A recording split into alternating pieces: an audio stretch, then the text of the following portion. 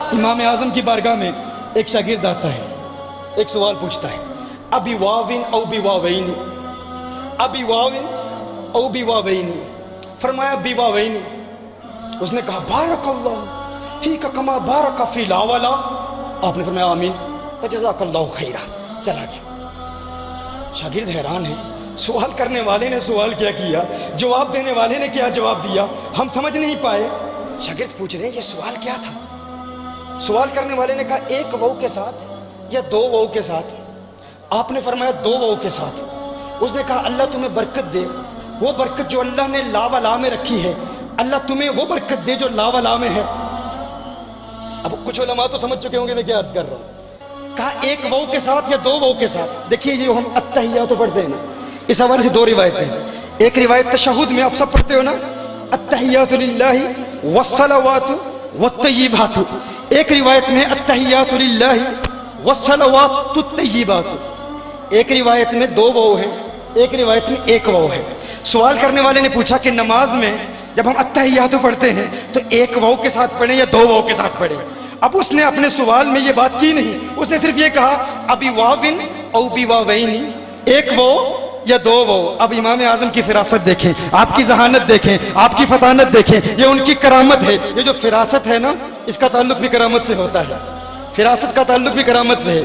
یہ جو divine wisdom ہے نا، اتقوا فراست المؤمن فإنه ينظر بنور اللہ، مومن کی فراست سے ڈرو کہ وہ اللہ کے نور سے دیکھتا ہے۔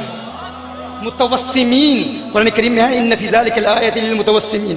امام ترمذی نے اس کا ترجمہ کیا ہے، کہا کہ بعض اہل علم کے نزدیک متوسمین سے مراد متفرسین ہیں، فراست والے ہیں۔ یہ فراست کن کو ملتی ہے؟ اللہ کے ولیوں کو ملتی ہے۔ یہ دلوں کی کیفیات کو جانتے ہیں، دلوں کی حالتوں کو جانتے ہیں۔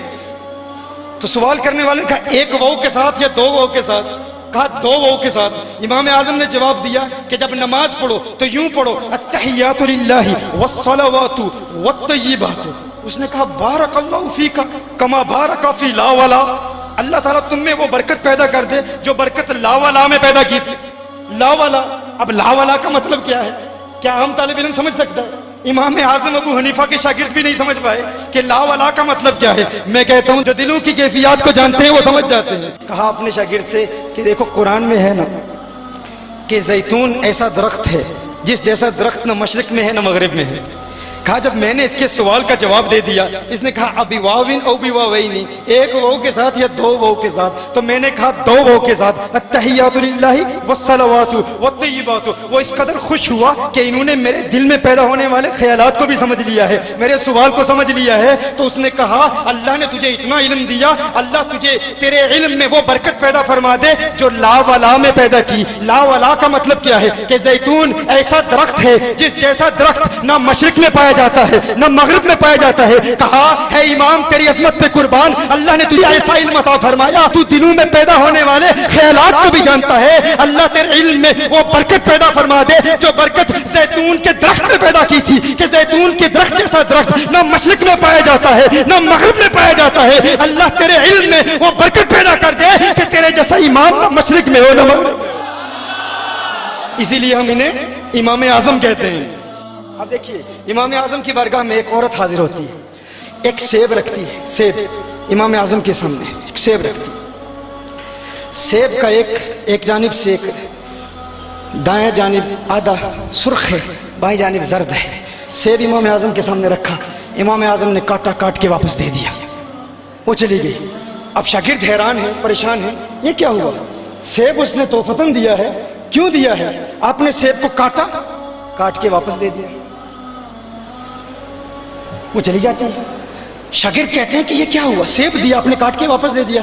فرمایا یہ سیب دینے کے لیے نہیں آئی تھی، یہ مسئلہ پوچھنے کے لیے آئی تھی۔ یہ فقہ کا ایک مسئلہ تھا، اس نے حیض کے خون کے بارے میں سوال کیا۔ اسے حیض کا خون کبھی سرخ آتا تھا کبھی زرد آتا تھا، اس نے سیب رکھا، سیب کا ایک حصہ سرخ تھا ایک حصہ زرد تھا۔ وہ پوچھنا چاہتی ہے کہ طہر کا حکم کیا ہے؟ تو میں نے سیب کو کاٹا، کاٹ کے کھولا، سفیدی دکھا دی کہ جب سفید پانی آتا ہے تو طہر ہو جاتا ہے۔ امام اعظم کی بارگاہ میں کیسا سوال، اشاروں میں امام اعظم جواب دے دیتے۔ طہر کا حکم کیسے بتایا؟ سیب کاٹ کر بتایا۔ ایک بچہ امام اعظم ابو حنیفہ کی بارگاہ میں حاضر ہوتا ہے، عرض کرتا ہے امام اعظم یہ بتائیے، اب اسٹوڈنٹ سامنے بیٹھے ہیں، اگر کوئی بندہ عشاء کی نماز ادا کرتا ہے، عشاء کی نماز ادا کرنے کے بعد وہ سو جاتا ہے اور اس پر غسل فرض ہو جاتا ہے، وہ جاگتا ہے، تو اب وہ عشاء کی نماز پھر پڑھے گا یا نہیں؟ امام اعظم ابو حنیفہ نے فرمایا پھر پڑھے گا۔ اس نے سوال کیا، سوال کر کے وہ چلا گیا۔ ایک بندہ عشاء کی نماز ادا کرتا ہے، سو جاتا ہے، غسل فرض ہو جاتا ہے، غسل فرض ہو گیا، جاگا، اب غسل کر کے نماز پڑھے گا یا نہیں؟ فرمایا نماز پڑھے گا۔ بچے نے سوال کیا، سوال کر کے چلا گیا۔ امام اعظم ابو حنیفہ کے شاگردوں نے پوچھا یہ کیسا جواب آپ نے دیا؟ امام اعظم نے ارشاد فرمایا یہ بچہ بڑا ذہین ہے، یہ ذہین بھی ہے اور شرمیلا بھی ہے، یہ اوروں کے بارے میں سوال نہیں کر رہا تھا، یہ در حقیقت اپنے متعلق سوال کر رہا تھا۔ یہ آج ہی بالغ ہوا ہے، اس نے نماز پڑھی ہے عشاء کی، یہ سو گیا، اس پر غسل فرض ہوا، اب یہ جاگا، جب یہ بیدار ہوا تو اب اپنے متعلق سوال کر رہا ہے کہ جو میں نے پہلے نماز ادا کی وہ نماز ادا ہو گئی یا نہیں؟ تو یہ شرمیلا بھی ہے، ذہین بھی ہے، اس لیے میں نے اس کے سوال کے مطابق اسے جواب دیا ہے کہ تیرے لیے ضروری ہے، چونکہ تو اب بالغ ہوا ہے، اب بیدار ہوا ہے، اب تجھے نماز عشاء پھر ادا کرنی ہوگی۔ میں کہتا ہوں کہ امام اعظم کو کس نے بتایا تھا کہ یہ ابھی بالغ ہوا ہے؟ کس نے بتایا تھا؟ یہی وہ فراست ہے